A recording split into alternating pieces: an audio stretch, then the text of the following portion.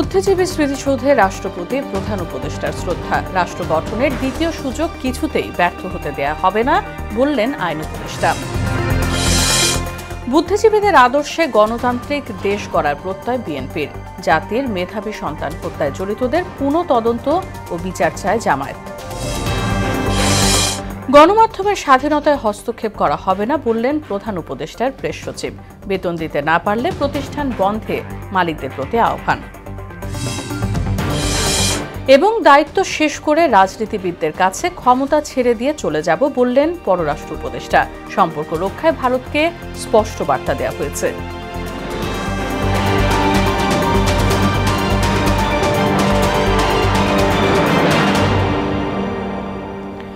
আসসালামু আলাইকুম, সবাইকে স্বাগত মোহনা সংবাদে। শুনছিলেন শিরোনাম, পুরো সংবাদের সঙ্গে আছে রাশিদা সুলতানা রিঙ্কু। বিস্তারিত। শহীদ বুদ্ধিজীবী দিবসে ভোরে রাষ্ট্রীয় রীতি মেনে বুদ্ধিজীবী স্মৃতিসৌধে শ্রদ্ধা নিবেদন করেছেন রাষ্ট্রপতি মোহাম্মদ শাহাবুদ্দিন এবং প্রধান উপদেষ্টা ডক্টর মোহাম্মদ ইউনূস। শ্রদ্ধা নিবেদন শেষে আইন উপদেষ্টা বলেন, রাষ্ট্র গঠনের দ্বিতীয় সুযোগ কোনোভাবেই ব্যর্থ হতে দেয়া যাবে না। আর প্রেস সচিব বলেন, শহীদ বুদ্ধিজীবীদের আদর্শ ধারণ করে কাজ করছে অন্তর্বর্তী সরকার।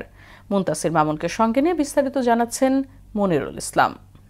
মিরপুর শহীদ বুদ্ধিজীবী স্মৃতিসৌধে জাতির সূর্য সন্তানদের হারানো দুঃসহ বেদনার দিন আজ। তাই তো দিনটির শুরুতেই শিশির স্নাত ভোরে শহীদ বুদ্ধিজীবী স্মৃতিসৌধে জাতির শ্রেষ্ঠ সন্তানদের প্রতি শ্রদ্ধা জানাতে আসেন রাষ্ট্রপতি মোহাম্মদ শাহাবুদ্দিন। ঠিক 7:15 স্মৃতিসৌধে পুষ্পস্তবক অর্পণ করেন তিনি। এ সময় রাষ্ট্রপতি কিছুক্ষণ নীরবে দাঁড়িয়ে থাকেন।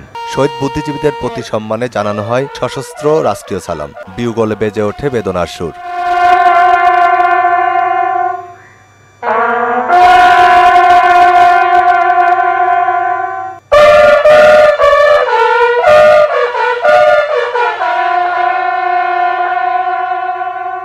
রীতি অনুযায়ী এরপরে বুদ্ধিজীবী স্মৃতিসৌধে শ্রদ্ধা নিবেদন করেন অন্তর্বর্তী সরকার প্রধান অধ্যাপক ডক্টর মোহাম্মদ ইউনূস।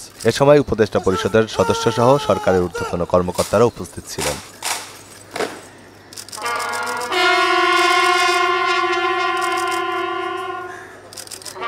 শ্রদ্ধা নিবেদন শেষে গণমাধ্যমের সঙ্গে কথা বলেন আইন উপদেষ্টা আসিফ নজরুল। তিনি বলেন, রাষ্ট্র গঠনের দ্বিতীয় সুযোগ কোনোভাবেই ব্যর্থ হতে দেয়া যাবে না।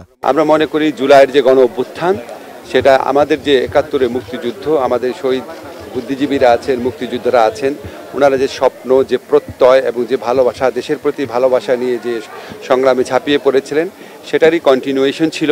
আর জুলাই গণ অভ্যুত্থানকে 71-এর পুনরাবৃত্তি উল্লেখ করে প্রধান উপদেষ্টার প্রেস সচিব শফিকুল আলম বলেন, শহীদ বুদ্ধিজীবীদের মতাদর্শ ধারণ করেই কাজ করছে সরকার। প্রফেসর ইউনূস বা ওনার টিম, আমরা পুরো শহীদ বুদ্ধিজীবীদের যে আইডিয়ালস, তাদের যে লড়াই, সেটাকে আমরা ধারণ করি। বিভিন্ন রাজনৈতিক, সামাজিক, সাংস্কৃতিক সংগঠন, শিক্ষা প্রতিষ্ঠান সহ সকল স্তরের মানুষ বুদ্ধিজীবী স্মৃতিসৌধে শ্রদ্ধাভরে স্মরণ করেন শহীদ বুদ্ধিজীবীদের। মনিরুল ইসলাম, মোহনা সংবাদ, ঢাকা।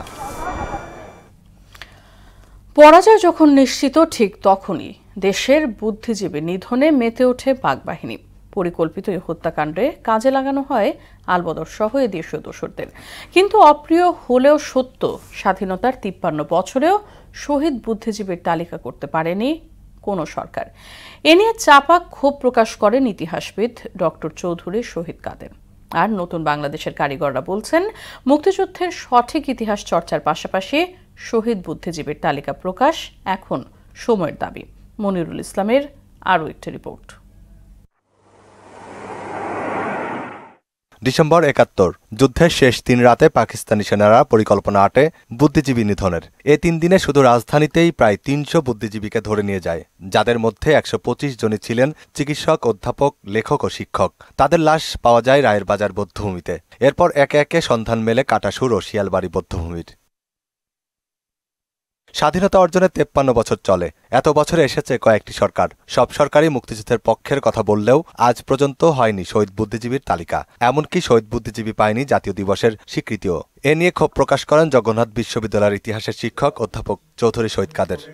মুক্তিযুদ্ধের পক্ষের শক্তি, তথাকথিত মুক্তিযুদ্ধের বিপক্ষ শক্তি, সামরিক সরকার, নানা সরকার আমরা দেখেছি, প্রত্যেকেই নিজেদেরকে মুক্তিযুদ্ধের পক্ষের বলে পরিচয় দিয়েছে। মানে মুক্তিযুদ্ধের বিপক্ষে কেউ নেই। কিন্তু দুঃখজনক বিষয় হচ্ছে, গত 5 দশকেও শহীদ বুদ্ধিজীবীদের জন্য রাষ্ট্রীয় যে সম্মান কিংবা মুক্তিযুদ্ধে তাদের যে বীরত্বগাথা, তাদের যে অবদান, সেটাকে আসলে গুরুত্ব কোনো সরকারই দেয়নি। বৈষম্য বিরোধী ছাত্র আন্দোলনের সমন্বয়ক বলছেন, দেশের স্বার্থেই মুক্তিযুদ্ধের সঠিক ইতিহাস নতুন প্রজন্মকে জানাতে হবে। আর বুদ্ধিজীবীদের নিয়ে বেশি বেশি গবেষণারও তাগিদ দিলেন এই সমন্বয়ক। শুধুমাত্র শহীদ বুদ্ধিজীবী দিবসের বিষয়টা না, আমাদের মুক্তিযুদ্ধে যতজন শহীদ ছিলেন তাদের সবার একটা তালিকা থাকা খুবই অত্যাধিক প্রয়োজনীয় ছিল। অন্তর্বর্তী সরকারের কাছে দাবিও তোলেন দ্রুতই যাতে শহীদ বুদ্ধিজীবীর তালিকার প্রণয়ন করা হয়। চূড়ান্ত যে স্বাধীনতা ৭১-এ এসেছিল সেখানকার যারা শহীদ ছিল তাদেরও যেন চূড়ান্ত তালিকাটা করা হয় এবং একই সাথে এই ভুয়া মুক্তিযোদ্ধার যে বিষয়গুলো আছে সেটাও যেন দূরীকরণ করা হয়। যদিও প্রতি বছরই ১৪ ডিসেম্বর রাষ্ট্রীয়ভাবে পালিত হয়, এতদিনে গেজেটভুক্ত করতে পেরেছে ৩৩৪ শহীদ বুদ্ধিজীবীর নাম। অপেক্ষায় আছে আরও ৫৭। গত সরকার বুদ্ধিজীবীদের প্রথম তালিকা প্রণয়নের একটা উদ্যোগ গ্রহণ করেছিল। আমি নিজেও সেই তালিকা প্রণয়ন জাতীয় কমিটির সদস্য। আমরা একটা সংজ্ঞা নির্ধারণ করেছিলাম, কিন্তু তালিকা প্রণয়নের জন্য যে সদিচ্ছা, আরো যদি আমি জোর দিয়ে বলি, মুক্তিযুদ্ধ বিষয়ক মন্ত্রণালয়ে সেই সদিচ্ছাটা আসলে পুরোপুরি ছিল না। ফলে প্রকৃত অর্থে শহীদ বুদ্ধিজীবীদেরকে বের করার জন্য, খুঁজে বের করা কিংবা তাদেরকে রাষ্ট্রীয়ভাবে সম্মান জানানোর জন্য যে পরিকল্পনা, সেটা আসলে যেভাবে হওয়া উচিত ছিল সেভাবে হয়নি। কিছু নির্দিষ্ট ব্যক্তি নয়, দলমত ভুলে মুক্তিযুদ্ধে যার যে অবদান, সে অবদানকে স্বীকৃতি দেওয়ার দাবিও জানান ইতিহাসবিদ চৌধুরী কাদের। মনিরুল ইসলাম, মোহনা সংবাদ, ঢাকা। শহীদ বুদ্ধিজীবীদের আদর্শে নতুন করে গণতান্ত্রিক বাংলাদেশ গড়ে তোলার প্রত্যয় জানিয়েছেন বিএনপি মহাসচিব মির্জা ফখরুল ইসলাম আলমগীর। তিনি বলেন, গণতন্ত্র জনগণের কাছ থেকে সরে যাওয়ার কারণেই জনবিচ্ছিন্ন হয়ে পড়েছে আওয়ামী লীগ। সকালে মিরপুর শহীদ বুদ্ধিজীবী স্মৃতিসৌধে শ্রদ্ধা নিবেদন শেষে মির্জা ফখরুল এসব কথা বলেন। আরও জানাচ্ছেন তানজিদ ভুইয়া। শহীদ বুদ্ধিজীবী দিবস উপলক্ষে রাজধানীর মিরপুরে শহীদ বেদিতে শ্রদ্ধা জানান বিএনপি মহাসচিব মির্জা ফখরুল ইসলাম আলমগীর। তার সঙ্গে ছিলেন দলের অঙ্গ সহযোগী সংগঠনের নেতাকর্মীরা। এ সময় জাতির শ্রেষ্ঠ সন্তানদের স্মরণ করেন নেতাকর্মীরা। যে সরকার ছিল খুনি হাসিনা, সেই হাসিনাও আনপ্যারালাল, তার চেয়েও শতগুণ বেশি করেছে। শহীদ বুদ্ধিজীবীরা যে উদ্দেশ্য নিয়ে তারা দেশের জন্য জীবন দিয়েছেন, সেই উদ্দেশ্যটা সফল হয়। স্বাধীনতা ৫৩ বছর পরে এসে বাংলাদেশে যাতে আর গণতন্ত্র পুনরুদ্ধারের জন্য, গণতন্ত্র রক্ষার জন্য যাতে আমার কোনো ভাইকে জীবন দিতে না হয়। বিচার বহির্ভূত হত্যার মধ্য দিয়ে এই জাতিকে মেধাশূন্য করেছিল, সেজন্য এই দেশে একটা ব্যাপক গণ আন্দোলন হয়েছে, যে আন্দোলনের মধ্য দিয়ে এই ফ্যাসিস্ট সরকার পালিয়ে যেতে বাধ্য হয়েছে। মুক্তিযুদ্ধের চেতনায় নতুন করে গণতান্ত্রিক বাংলাদেশ গড়ে তোলার প্রত্যয় জানান বিএনপি মহাসচিব। আশা করেন জনগণের ইচ্ছে অনুযায়ী দ্রুত সময়ের মধ্যে গ্রহণযোগ্য নির্বাচনের ব্যবস্থা করবে সরকার। বাংলাদেশকে মেধাশূন্য করে দেওয়ার, ভবিষ্যতে বাংলাদেশ দাঁড়াতে না পারে সেই জন্য এই জঘন্য হত্যাকাণ্ড করেছে। বাংলাদেশ একটি আধুনিক, একটা সমৃদ্ধ বাংলাদেশ নির্মাণ করা এবং একটি বৈষম্যহীন বাংলাদেশ নির্মাণ করা, সেই লক্ষ্যে আমরা আমাদের রাজনৈতিক কর্ম সেটাকে আমরা চালু রাখবো।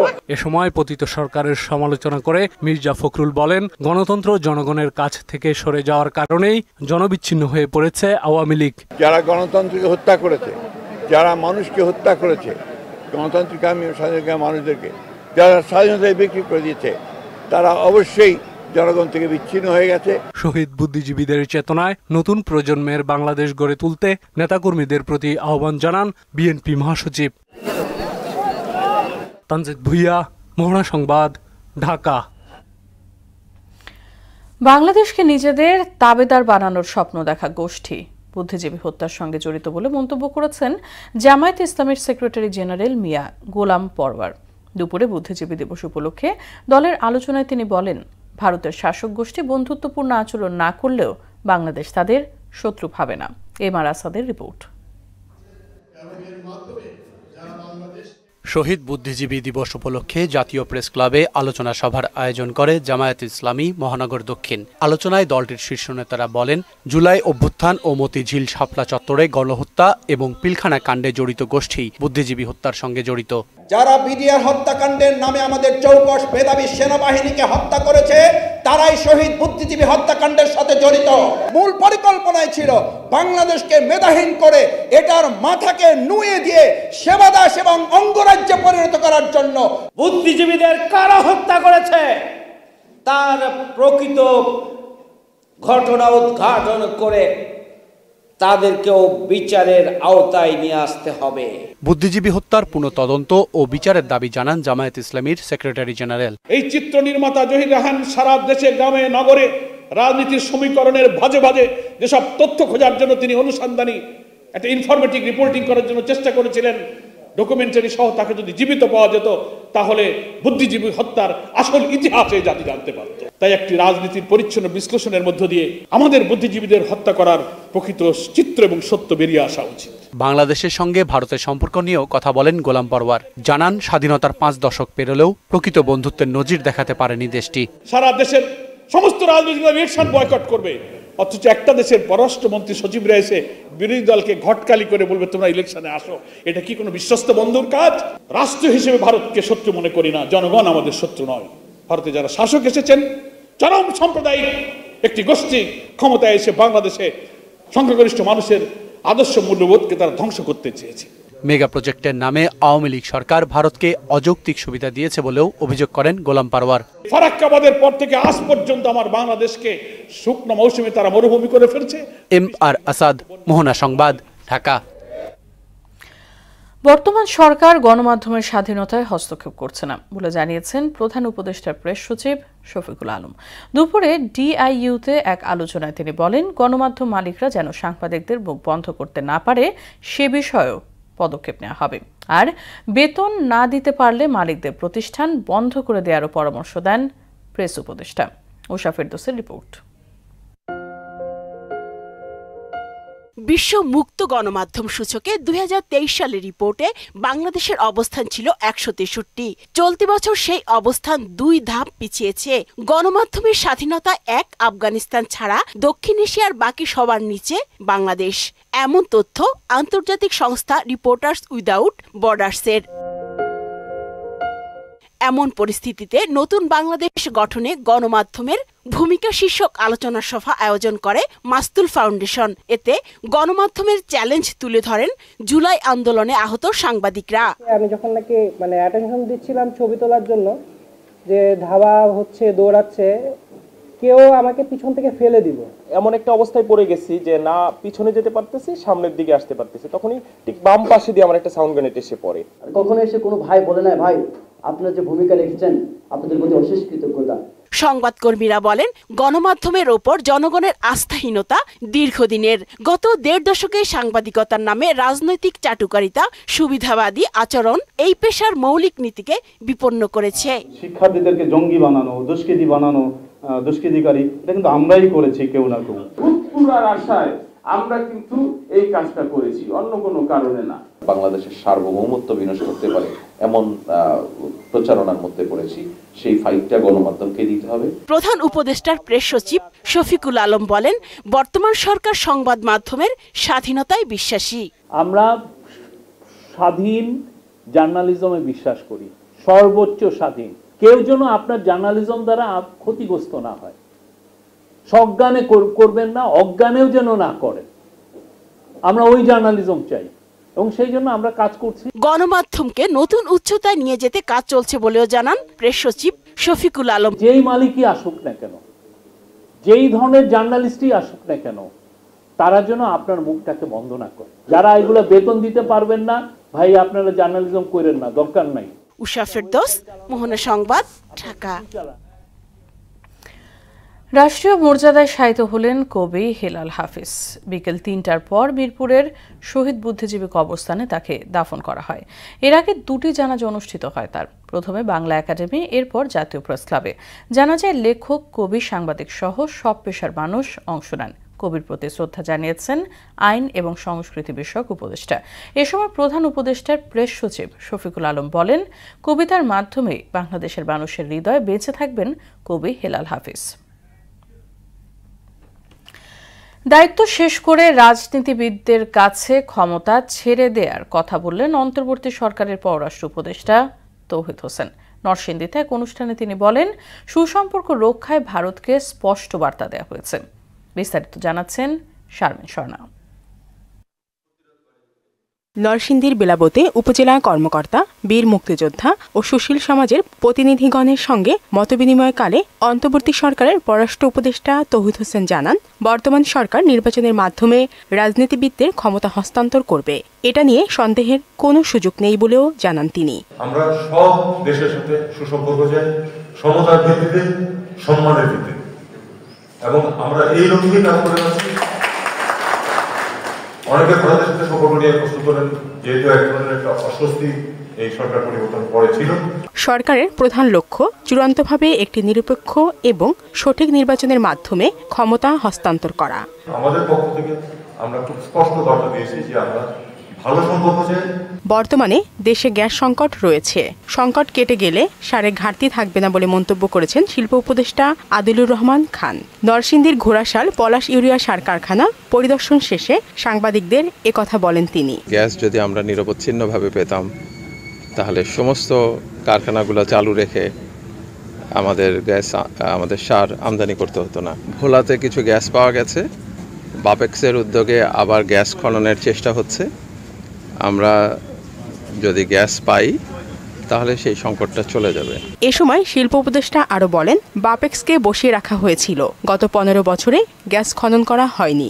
গত 15.5 বছর নতুন করে খনন করা হয়ই নাই, বাপেক্সকে বসিয়ে রাখা হয়েছিল। শারমিন স্বর্ণা, মোহনা সংবাদ। বুদ্ধিজীবী দিবসের আরও খবর। 1971 সালের 14 ডিসেম্বরের বিজয়ের উষালগ্নে দেশের সূর্য সন্তানদের হত্যা করে পাকিস্তানি হানাদাররা। দেশের বিভিন্ন স্থানে পুষ্পস্তবক অর্পণ, আলোচনা সভা সহ নানা আয়োজনে পালিত হয়েছে শহীদ বুদ্ধিজীবী দিবস। প্রতিনিধিদের তথ্যে আফরিন পপির ডেস্ক রিপোর্ট। চট্টগ্রামে শহীদ বুদ্ধিজীবী দিবস উপলক্ষে নগরীর পাহাড়তলী বধ্যভূমিতে পুষ্পস্তবক অর্পণ করে জাতির শ্রেষ্ঠ সন্তানদের শ্রদ্ধা নিবেদন করেন চট্টগ্রাম সিটি কর্পোরেশন, জেলা প্রশাসন, মেট্রোপলিটন পুলিশ, মুক্তিযোদ্ধা সংগঠন, বিভিন্ন শিক্ষা প্রতিষ্ঠান ও পেশাজীবী সংগঠন। রংপুর টাউন হল বধ্যভূমি সংলগ্ন শহীদ স্মৃতিসৌধে পুষ্পমাল্য অর্পণের মধ্য দিয়ে জাতির শ্রেষ্ঠ সন্তান শহীদ বুদ্ধিজীবীদের প্রতি শ্রদ্ধা জানানো হয়। মানিকগঞ্জে শহীদ বুদ্ধিজীবী দিবস উপলক্ষে আলোচনা সভার আয়োজন করে জেলা প্রশাসন। এতে সভাপতিত্ব করেন জেলা প্রশাসক ডক্টর মনোয়ার হোসেন মোল্লা। কুমিল্লায় শহীদ বুদ্ধিজীবী দিবস উপলক্ষে আলোচনা সভা অনুষ্ঠিত হয়েছে। সভায় সভাপতিত্ব করেন জেলা প্রশাসক মোহাম্মদ আমিরুল কায়সার। দিবসটি উপলক্ষে লালমনিরহাট জেলা প্রশাসনের উদ্যোগে আলোচনা সভা অনুষ্ঠিত হয়েছে। সভায় প্রধান অতিথি হিসেবে উপস্থিত ছিলেন জেলা প্রশাসক এইচ.এম. রকিব হায়দার। খাগড়াছড়িতে শহীদ বুদ্ধিজীবী দিবস উপলক্ষে আলোচনা সভা অনুষ্ঠিত হয়েছে। সভায় উপস্থিত ছিলেন জেলা প্রশাসক মোহাম্মদ শহীদুজ্জামান, জেলা পুলিশ সুপার আরফিন জুয়েল সহ অন্যান্যরা। বরগুনা জেলা প্রশাসনের আয়োজনে শহীদ বুদ্ধিজীবী দিবস পালিত হয়েছে। এতে সভাপতিত্ব করেন জেলা প্রশাসক মোহাম্মদ শফিউল আলম। শ্রদ্ধাঞ্জলি ও আলোচনা সভার মধ্য দিয়ে জয়পুরহাটে অনুষ্ঠিত হয়েছে শহীদ বুদ্ধিজীবী দিবস। এ সময় সভায় প্রধান অতিথি হিসেবে উপস্থিত ছিলেন জেলা প্রশাসক আফরোজা আক্তার চৌধুরী। এছাড়াও ময়মনসিংহ, নাটোর, নেত্রকোনাতেও আলোচনা সভা ও পুষ্প অর্পণের মাধ্যমে দিবসটি পালিত হয়েছে। আফরিন পপি, মোহনা সংবাদ। স্বাস্থ্য সেবা সহজলভ্য ও সার্বজনীন করতে স্বাস্থ্য খাত সংস্কার কমিশনকে কাজ করার আহ্বান জানিয়েছেন বিশেষজ্ঞরা। গ্রাম ও প্রত্যন্ত অঞ্চলে মানসম্মত স্বাস্থ্যসেবা নিশ্চিত করার তাগিদার তারা। সকালে মহাখালীর ব্র্যাক সেন্টারে আয়োজিত অনুষ্ঠানে এসব কথা বলেন স্বাস্থ্য খাত সংশ্লিষ্টরা। শামীমুজ্জামান চৌধুরীর রিপোর্ট। স্বাস্থ্য খাতে সংস্কারের পদক্ষেপ নির্ধারণে reform pathways for health sector শীর্ষক নীতি নির্ধারণী সংলাপের আয়োজন করে বেসরকারি উন্নয়ন সংস্থা ব্র্যাক।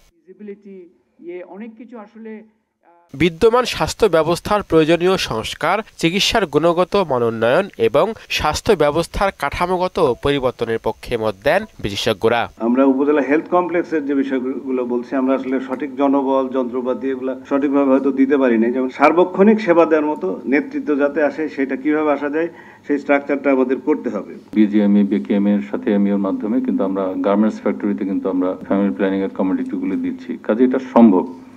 তো যাই হোক, মানে অনেক সম্ভাবনা আছে। আমার মনে হয় যে আমরা রিফর্ম এজেন্ডা যখন যাব, আমরা we shall of course think big, এবং এটা একটা সুযোগ যে আমরা বড় ধরনের একটা রিফর্মের একটা সুযোগ আমাদের সামনে এসছে। ব্র্যাকের চেয়ারপারসন ডক্টর হোসেন জিল্লুর রহমান বলেন, গ্রাম ও প্রত্যন্ত অঞ্চলে মানসম্পন্ন স্বাস্থ্যসেবা নিশ্চিতের পাশাপাশি প্রাইমারি হেলথ কেয়ার গঠন করতে হবে।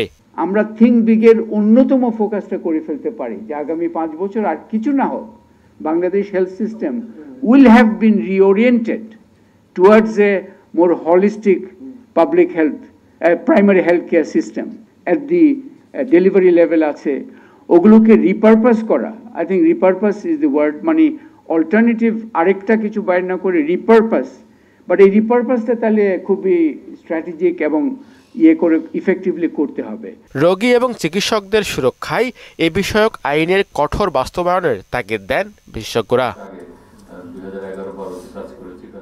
শামীমুজ্জামান চৌধুরী, মহড়া সংবাদ, ঢাকা। দেশের বাইরের খবর। অবশেষে দ্বিতীয় দফায় ভোটে অভিশংসিত হলেন দক্ষিণ কোরিয়ার প্রেসিডেন্ট ইয়ন সুক ইয়ল। শনিবার আইন প্রণেতারা প্রেসিডেন্টের বিরুদ্ধে ব্যর্থ সামরিক আইন প্রয়োগের চেষ্টার অভিযোগে অভিশংসনের পক্ষে ভোট দেন।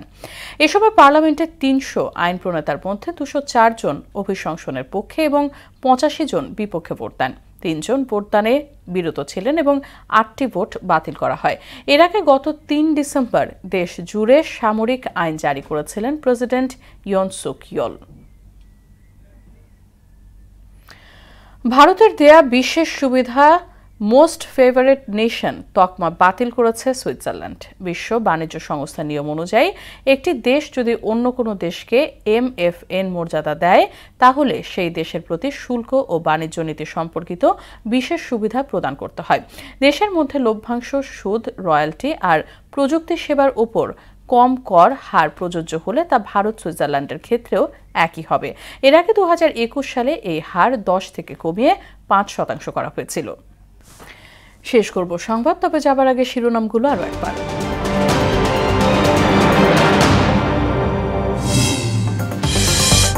বুদ্ধিজীবী স্মৃতিসৌধে রাষ্ট্রপতি প্রধান উপদেষ্টার শ্রদ্ধা। রাষ্ট্র গঠনের দ্বিতীয় সুযোগ কিছুতেই ব্যর্থ হতে দেয়া যাবে না বললেন আইন উপদেষ্টা। বুদ্ধিজীবীদের আদর্শে গণতান্ত্রিক দেশ গড়ার প্রত্যয় বিএনপির। জাতির মেধাবী সন্তান হত্যায় জড়িতদের পুনঃ তদন্ত ও বিচার চায় জামায়াত। গণমাধ্যমের স্বাধীনতায় হস্তক্ষেপ করা হবে না বললেন প্রধান উপদেষ্টার প্রেস সচিব। বেতন দিতে না পারলে প্রতিষ্ঠান বন্ধ, মালিকদের প্রতি আহ্বান। এবং দায়িত্ব শেষ করে রাজনীতিবিদদের কাছে ক্ষমতা ছেড়ে দিয়ে চলে যাব বললেন পররাষ্ট্র উপদেষ্টা। সম্পর্ক রক্ষায় ভারতকে স্পষ্ট বার্তা দেওয়া হয়েছে। এই ছিল সংবাদে। পরবর্তী সংবাদ রাত 9টায়। এর আগে সন্ধ্যা 7টায় দেখবেন সংবাদ এক নজরে। মোহনার সবশেষ খবর জানতে ভিজিট করুন www.mohana.tv। সংবাদ দেখতে পারেন ফেসবুক ও ইউটিউবেও। সঙ্গে থাকার জন্য ধন্যবাদ সবাইকে।